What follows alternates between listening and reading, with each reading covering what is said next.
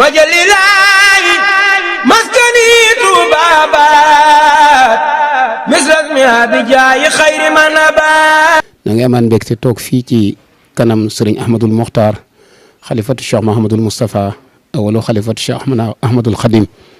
ci ndigalul sëriñ Abibu Mbàkke njiitul daayira Nooru Daarayni Touba ca kanam. gis ngeen ne sëriñ Mouhamadul Muntaxa jox na ndigal Touba ca kanam ngir waajtaayu màggaluk Touba gi ñu mën a taxaw ci mbeddi Touba yi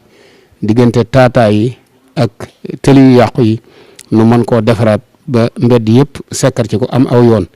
tokkër bi nga xamante ne bii mbedd moomu dafa sakkoon naka jekk mu ne nañ fexe ba xëttale assainissement bi ba fu ne mu mën faa àgg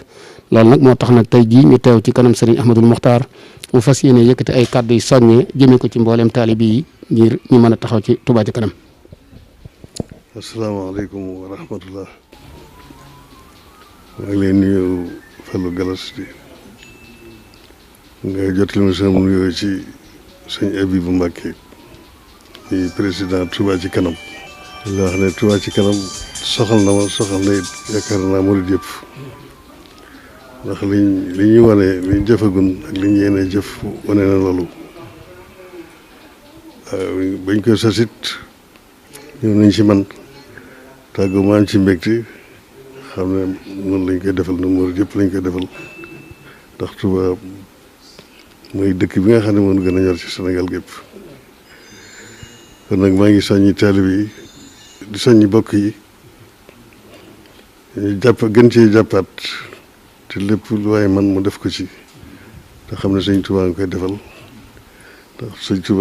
Touba mooy sëñ Touba foofu la gën a fonk ci dëkk yi moo ko sanc ngir jaamu yàlla ak liggéey lu tax léegi bu toll nii mu toll biñ ko sancee ak léegi loolu moo tax mu toll nii mu toll kon noonu ñi fi dëkk ci biir lu ko defar seetal ko di daal yi fi daara yëpp mu gën cee góorgóorlu Touba ci kanam ci leer day yi fi def yëpp sëñ bi digle woon la muy jàng ak jàngale nekk muy dëkkub lislaam boo xam ne fi ñoo xam ne lii dëkkub lislaam la moo tax ñu sanc ko kon ñun ñëpp war nañ ci góorgóorlu